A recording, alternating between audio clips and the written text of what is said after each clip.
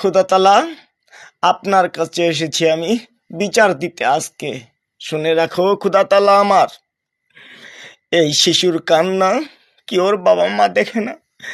মা চলে গেছে পরকিয়া করে, ছেলের বাপ যায় বিয়ে করছে আরেক জায়গায়, সেই শিশুকে কমলাপুর রাইখা দিয়া বাবা মা চলে গেছে।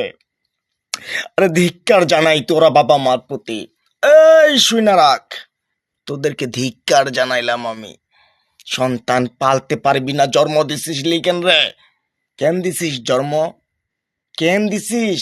কি অপরাধ ছিল? শিশুটা কিভাবে কান্না করতেছিল দেখছিস? আহি আমার মনের মধ্যে কষ্ট খোদা, যে সেই জায়গায় আমি ছিলাম না, হয়তো বাচ্চাটার কষ্টটা বুঝতে পারতাম। একমাত্র দুঃখী বুঝে দুঃখীর কষ্ট, সুখী কখনো বুঝবে না। তাই তো বলি মানুষ নামে পৃথিবীতে থাকে হায়না, অরিজিনাল হায়না হচ্ছে মানুষ, মানব জাতি। এই মানব জাতি, আমি আপনাকে দোষবো না, আমি বলি আমি মানব জাতি। আজকে যদি আমি সতর্ক হয়ে যাই, আরো দুইজনকে এইগুলার জন্য প্রতিবাদ করি, তাহলে হয়তো এই দেশ থেকে এগুলো উঠে যাবে। এই দেশে পরকীয়ার কোনো বিচার নাই। এই শিশুটা কমলাপুরে ওর মা রাইখা চলে আসে, মাও নিতে চায় না, ওর বাবাও নিতে চায় না। এটা কিন্তু যুক্তি? আপনাদের কাছে রইল বিচার, রইল আমার খোদার কাছে তা জানানো।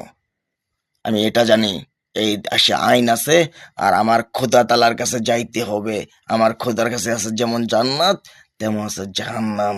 মনে রেখো। ওই বাবা আমাদেরকে ধিক্কার জানাইলাম।